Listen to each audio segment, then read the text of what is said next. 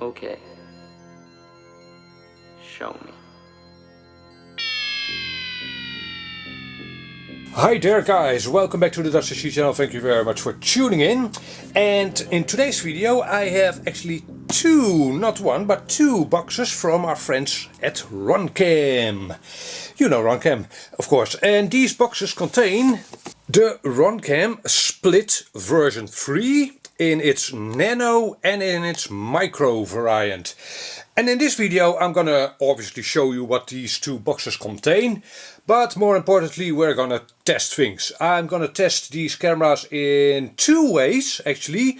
I'm gonna see if they are good FPV cameras, so obviously these are supposed to be FPV cameras, right? So I'm gonna compare these to a high level, high grade FPV camera to see how well they stack up in that scenario.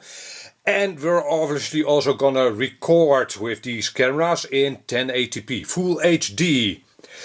So yeah, one thing before we start testing, these are obviously, well, an older generation maybe of split cameras. Originally Runcam was the first one to introduce a split system, and if you don't know what a split system is, it's a combination of an FPV camera and an HD recorder. Right? But from the Cadex Target we now know that a setup with two separate lenses, and two separate sensors is preferable. You end up with a better FPV experience and you end up with a better recording. So I want to know, and that's why I ordered these two cameras, I want to know if these have improved things, because the previous versions of the Runcam Split, yeah, they had the added benefit of not having to carry around a GoPro, but the FPV experience was meh. Okay, enough blah blah, let's have a look what these two boxes contain.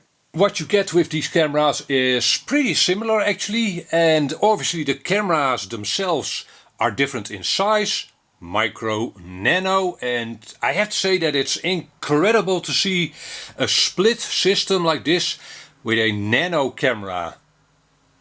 Yeah, amazing. I do have to wonder, by the way, what the application of this one is, but we'll get to that in a second. No, actually, let me touch on that right away. So this is a nano camera, right? And you'd use that on very small quadcopters maybe, the nano cameras. However, you do then still have a 20 by 20 board, which is completely useless in ultralight quadcopters. Right? So, yeah, for quadcopters I don't really see the use of this nano system. Sorry Runcam, but I don't see it. We've got a micro version here, and that's, well, this setup can be used in quadcopters of the 2.5 to 3 inch size and up, right? There's no problem mounting a 20 by 20 board in a 3 inch quadcopter. Most quadcopters in that size have a 20 by 20 stack. And again, yeah, in smaller, lighter quadcopters the stack is smaller, so yeah, you'd have this 20 by 20 controller recorder board to deal with. So again, what is the actual application of this nano version? I'd say for airplanes it would be useful. Maybe you have a little room for your camera, maybe you want to mount your FPV camera in the canopy of the airplane. And well, the canopy maybe isn't that big. So in those cases the nano camera is definitely useful. Also, that lighter weight of this camera will make it better for pan and tilt setups. Right, the camera will, the inertia of the camera will be lower. So yeah, I think this would work out well. Maybe I should try that. And I probably will be actually using this camera on an airplane. So again, I think that's the application of this nano version. And this micro version can be used, well, on airplanes as well, of course, but on quadcopters of most sizes in the 2.5 and up region. Other than that, you get this TF card clamp to make sure that your memory card doesn't go flying out. So you mount this plastic piece on top of the TF card slot and like so, and that'll prevent your memory card from flying out in a crash. And as you can see, both these split systems come with that. They also come with a camera to hook it up to your flight controller or your VTX directly if you don't have a flight controller. They have a bracket, a plastic bracket, and those are different in size obviously. This one over here on the Nano version elevates the size of this Nano camera to a micro camera. So yeah, actually you could of course then use this system on a 3-inch quadcopter with this bracket. Yeah, maybe you are building a very light 3-inch quadcopter, and this one is obviously lighter than the micro version. Okay, the micro version then comes with a bracket as well, but this one elevates the size of this camera to a full size FPV camera. And both of these come with some plastic standoffs and screws and such to mount the camera and this recorder board. And yeah, that's the same for both of these systems. So that's what you get.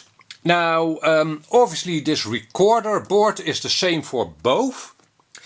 Also, the sensor in both of these cameras are the same, so these cameras should perform pretty equally. However, as you can definitely see, the lens on the micro version, the orange one on your left, is bigger. So the performance of this camera should be a little better, in my humble opinion. Physics, right? So this camera can gather more light. I know that's an oversimplification, but that's what it comes down to. This one can catch more light than this smaller lens, so it should perform better. Other than that, however, again, the sensor in these two cameras are the same. And obviously this recorder board and the logic on it is 100% the same. Now there's two things you might have noticed in both of these packages. There is no metal mounting U-bracket supplied with both of these cameras. And to be honest, I think it would have been nice. Not for me, I have hundreds of those by now. But if you'd want to use these cameras in an airplane, and that's again a very suitable application, you often need a mounting bracket and a metal U-bracket. So Runcam, I think it would be nice to add that metal bracket to both of these cameras. You tell me in the comment section below what you think, but for these cameras I think it would be a nice addition, to say the least. And the second thing that these cameras do not come with is a little controller board like this one. This controller board came with another Runcam camera, and you'd use this controller board to change the setup, the settings of the camera. So in these cameras, both of them, the settings can be changed with these two buttons, and you'll see the settings on screen. And I won't show that, there are a lot of videos by now about setting up these cameras, but basically what it comes down to is you can change the resolution, so the recording resolution of this camera, from 1080p 60 to 720p 60 or 720p 120 frames a second. You can change the loop recording time, so the file segmentation, if you will, from off to 1 minute or 3 minutes or 5 minutes. You can set the controller board to auto record on power on, and that's the default is on. And you can change the wide dynamic range from on to off. The default is on. Also, the default resolution will be 1080p 60, and again the loop recording will be off. So those are the default settings, and I'm 100% okay with all of those. I choose those settings, so yeah, again, I won't need to go into the menus to change things. I have to say, yeah, maybe it's something you'll only need to change once, right? So maybe it's not that big of a deal. This left button doubles, by the way, as a start-stop recording button. Again, the default operation is start recording at power on. And this right button is power on off for the entire system. I'm actually not completely sure why you'd want that. Maybe if you'd want to use this as a standalone system? I'm not sure. Okay, so like I showed you before, we've got a card slot over here. This system takes up to a 64 gigabytes card. And because this is only a full HD system, you don't need a super duper fast U3 type card. A good class 10 card will do just fine. You can also control this recorder from your flight controller. It has two solder points over here, TX and RX, so you can hook it up to a UART on your flight controller and then set that UART up as a Runcam controller device. So what does the other side of the board show us? It shows us, oh sorry, these are the solder pads actually. What are the other? These are undocumented. These are the solder pads for your TX and RX. And we see a microphone over here, which will probably require a little bit of foam to shield it against wind. That's common, right, for all of these split systems. And okay, so Runcam has stepped away from their ribbon cable, their flat ribbon cable, and the one they are now using should be a lot more durable, so that's nice. Also, it's glued in to the controller board. I'm not sure if, yeah, in most cases it will probably be best, but if you end up damaging either the camera or this cable, yeah, I kind of suspect that a replacement board plus attached cable won't cost you an arm and a leg, but yeah, I'm not sure. It is definitely glued in. And yeah, in the previous splits, some people had problems having their camera freeze up and such. Maybe that was due to the connector coming loose. And I guess they tried to solve that with glue, which probably will work out just fine. Okay, and the only cable, 3-strand cable coming off of the board is a, well, plus, minus and a video out. And you got this cable to hook it up to, well, a flight controller, for instance. Basically, this connector you see here is the same as the first 3 pins on most micro and full-size FPV cameras. So if you already have a camera in your quadcopter, it is super duper easy to replace it with this system. The plug on your flight controller for the FPV camera already fits this connector over here in most cases. So that is nice. Obviously you could opt to solder your cable directly to this board if you don't want to have a connector, a fail point basically. That's an option if you want to. What more can I tell you? Yeah, this is the micro version, right? It has a nice M12 lens, so a nice big lens. Again, that should catch more light, so it definitely should perform well. And to see if this camera actually performs well as an FPV camera, let's switch to my comparison between this micro split version 3 and the Runcam Eagle 2 Pro. That's an expensive FPV camera and I think it's one of the best at this moment, so let's see how the split does against that. Okay, so what you see here is on your left a DVR capture, so the FPV feed from a dedicated high-end FPV camera, the Runcam Eagle 2 Pro. And on your right you see a DVR capture, so the FPV feed, what you'd see in your goggle, of this new Runcam split version 3, and this is from the micro version, so the bigger one of these two. And again, the Nano version would look more or less the same. And this is in sunny conditions, what you see here. I did also capture some footage from well, less favorable conditions. I'll have a link in the top right of your screen right now to my playlist of all test footage from this Runcam split version 3 system. Go check it out if you want to see the unedited captures. So again, we are looking at two FPV cameras here, and the left one is quite obviously, at least to me, a far better FPV camera, which makes sense.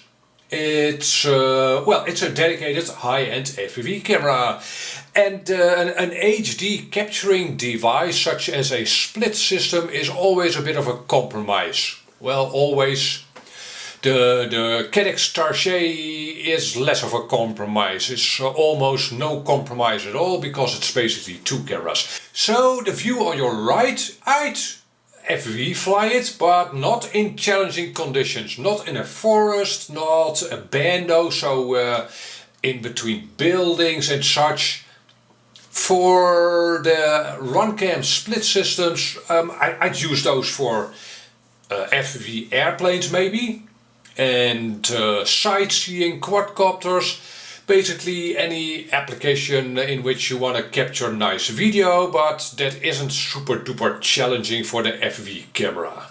And that's basically what we were expecting, I'd say, and that's also more or less what the previous split systems were like. Yeah, and that's its, well, downfall. I think by now we all know that a split system is basically best done with two separate cameras, such as the Cadet Starshey. So I'm not hugely impressed with the FPV feed from this new split version 3 from Runcam. Now I am cutting them a little bit of slack, because Runcam kinda invented this kind of FPV system. Let me see, yeah, I am glad to see that red dot in the top right corner of the FPV feed. So while you're flying, you have confirmation that your camera is actually recording. So that's definitely nice. That definitely adds to the user interface, so to speak. There's no guesswork whether your camera is recording or not. It'll also show a no card in the top right corner if you've forgotten to add your compact flash cards to the recording board. So that's definitely nice. And one last thing I should add is that this split system can't show you a voltage or a timer or a call sign. The camera on your left shows a call sign. That camera can also show you the battery voltage and your flight time, or well, at least a timer. These split systems generally don't. That's what it comes down to. Yeah. The last thing I'd like to show you is the actual HD recording, and I'll superimpose the FPV feed as well, so you can have a side-by-side comparison of that. And that is actually a positive, well, surprise. It works out. This Runcam split version 3 captures very nice HD footage, in my humble opinion. Yes, a GoPro will capture nicer videos. Duh! Yeah, I'm not sure how much more expensive a GoPro would be. Close to 8 times more expensive, and then you wouldn't even have an FPV camera yet. But so yeah, I think this is perfectly decent, very nice HD capture, very much usable.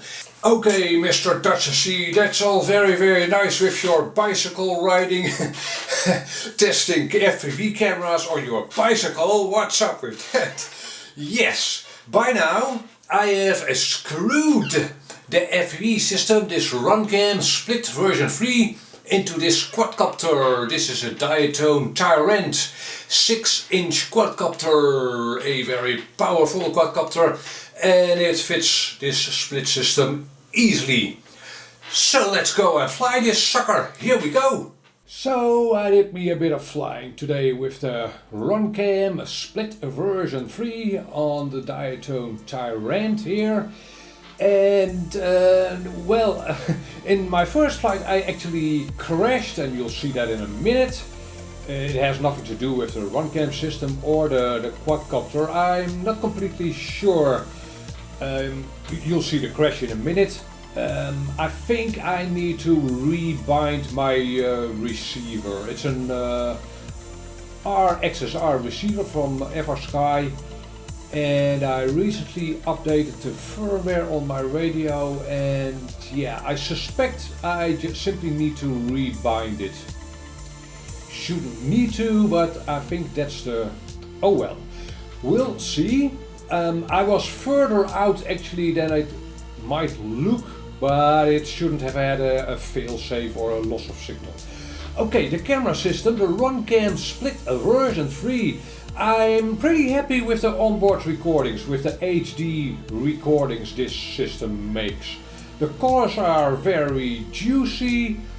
Yeah, I like it. The quality is good. If you are looking for, and there we go, bang, straight onto the camera, by the way. So yeah, this is also a camera test, I guess, or a durability crash test.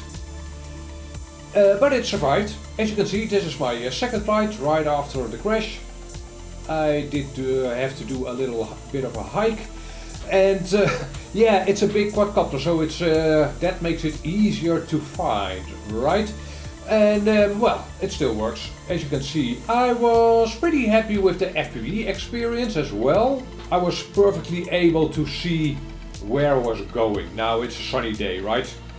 And on a flight like this, high up, freestyle cinematic flying, yeah, that's not that difficult for any FPV camera.